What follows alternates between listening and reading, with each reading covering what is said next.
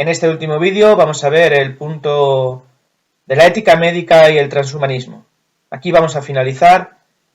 Como os vengo diciendo, estamos utilizando la bioética y en concreto esta parcela de la bioética, de la ética médica y el transhumanismo para ejemplificar en qué consisten las éticas aplicadas y qué sentido tienen. Entonces, bueno, nos vamos a adentrar ahora en este nuevo vídeo, en esta nueva clase, en la ética médica y el transhumanismo. Vamos a ver sus diferencias y vamos a ver también sus competencias.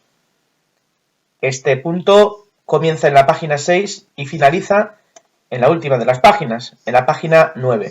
Con esto doy por finalizado el tema de la ética para la sociedad actual, en el que nos hemos acercado a las éticas aplicadas. Aquí os dejo con el vídeo. Bueno, pues vamos a volver de nuevo a lo que hemos considerado las éticas aplicadas a la manipulación del cuerpo humano. Y hemos diferenciado entre ética médica y transhumanismo. Bien, vamos a ver la diferencia fundamental que existe entre las dos. La diferencia fundamental es que la medicina trata, en términos generales, ¿vale? Porque, bueno, hay casos concretos en los que la diferencia entre la ética médica y el transhumanismo no estarían tan claras, pero en términos generales, la medicina trata de devolver al paciente las condiciones normales compartidas por todas las personas. Es decir, la medicina cura, elimina una deficiencia, como por ejemplo esta imagen que os pongo aquí. Intenta eliminar la pérdida de visión. Tú tienes una deficiencia, pierdes la visión y el oculista pretende devolverte la visión óptima y normal. Sin embargo, el transhumanismo parte no desde una deficiencia, sino, por ejemplo, desde las condiciones óptimas y normales con las que llega el ser humano al mundo, y el objetivo del transhumanismo es potenciar y elevar esas capacidades. ¿Vale? Por seguir con este ejemplo, el transhumanismo apuesta por trascender la especie, ¿vale? Por trascender la especie humana, por dar un paso más en la cadena evolutiva hacia un ser humano mejorado física e intelectualmente por medio de la genética y también de la tecnología. Así que, con respecto a este caso de una pérdida de visión, el transhumanismo no se conformaría con devolverte el 100% de la visión, sino que trataría de elevar tu visión mucho más allá de tus capacidades biológicas humanas. Esa es la diferencia entre la ética médica y el transhumanismo. El transhumanismo intenta potenciar, elevar las capacidades humanas a un estadio superior de las capacidades con las que un ser humano llega y parte desde el punto de vista más estrictamente biológico. ¿Vale? Tanto con las capacidades cognitivas, intelectuales o también físicas, ¿vale? Bien, vamos finalizando la sesión, pero vamos a ver algunas de las cuestiones que trata el transhumanismo, porque son muy interesantes, pero también muchas de ellas son muy peliagudas y controvertidas. Por ejemplo, el transhumanismo trata la ingeniería genética, ¿vale? La medicina también utiliza la ingeniería genética, con el fin de tratar ciertas enfermedades, pero el transhumanismo utiliza esta herramienta con el fin de mejorar y potenciar las cualidades del ser humano, ¿vale? Para hacerle más fuerte, para hacerle más inteligente, para hacerle más resistente, para, como digo, estirar y potenciar las cualidades del ser humano. Otra cuestión que trata el transhumanismo es el de la biotecnología, potenciando las capacidades físicas, haciendo, bueno, todo tipo de aplicaciones biotecnológicas o implantes tecnológicos en el propio cuerpo humano. Otra de las cuestiones que trata el transhumanismo es la eugenesia o lo que se llama modificación genética prenatal, antes de que nazca el bebé, ¿vale? Se manipula el genoma humano para alterar o modificar artificialmente la constitución y la estructura del cuerpo humano antes de nacer. Con la eugenesia se pueden hacer hijos de diseño, o personas con cualidades muy superiores a los demás, incluso antes de nacer. Otra de las cuestiones que trata el transhumanismo es la existencia postbiológica.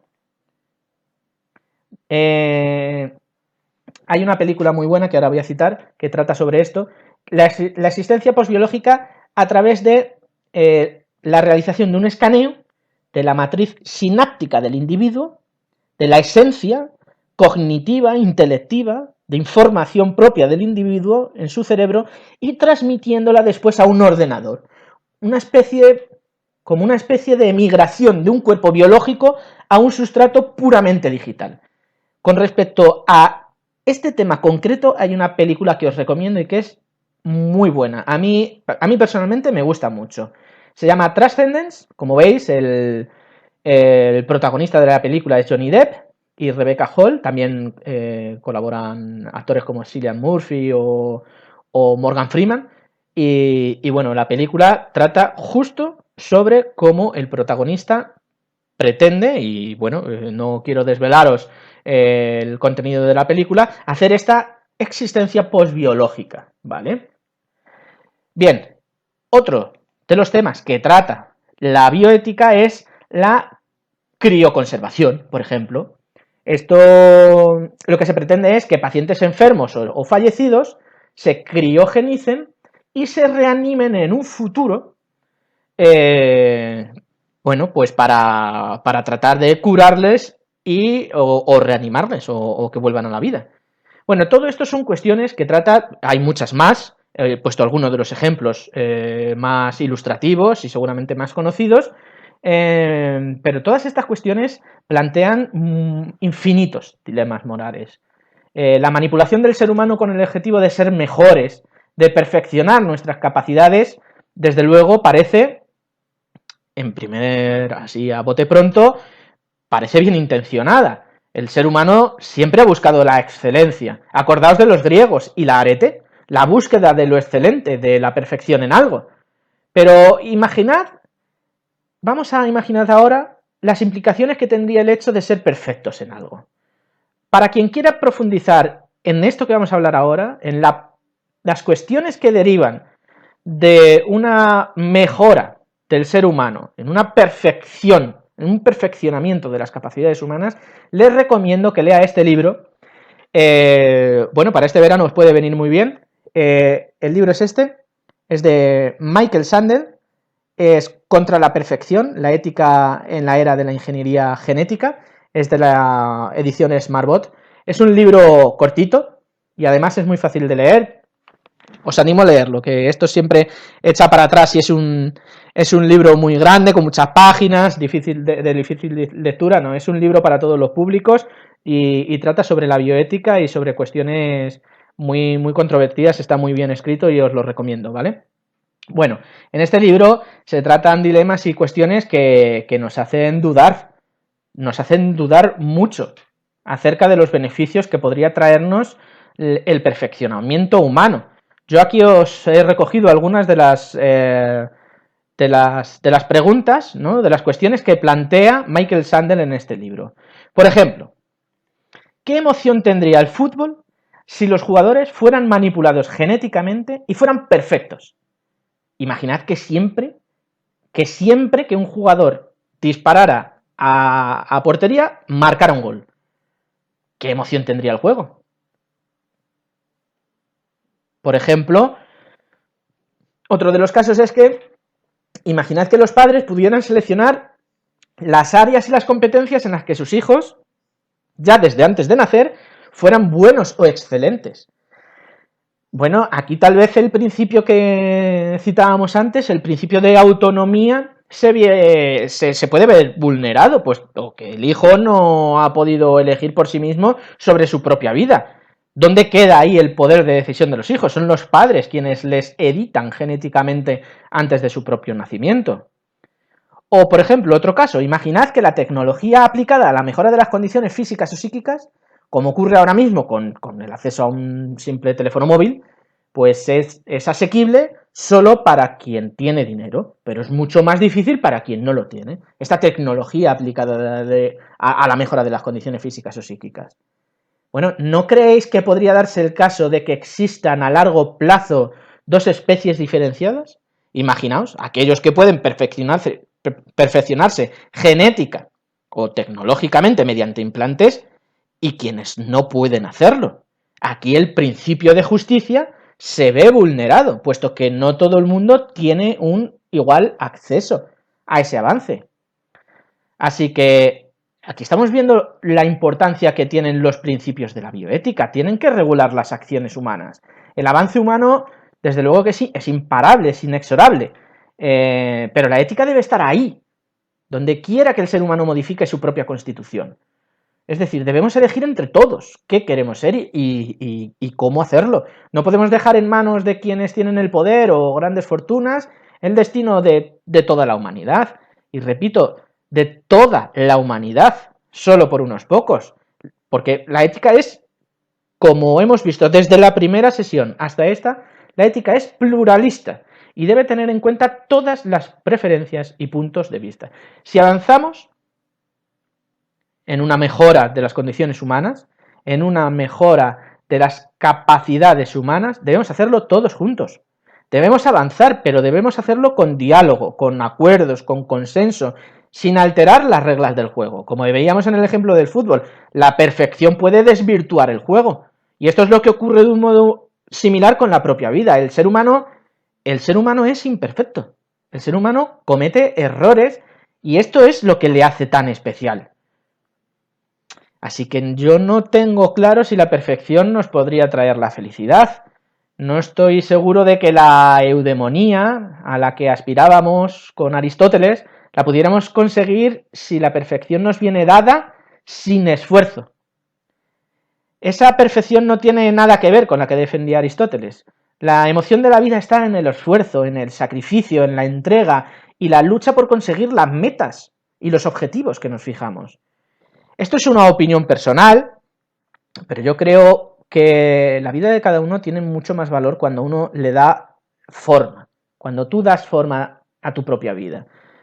Aquí os he traído unos ejemplos para ilustrar esto que os quiero decir. Es como el alfarero que trabaja la arcilla.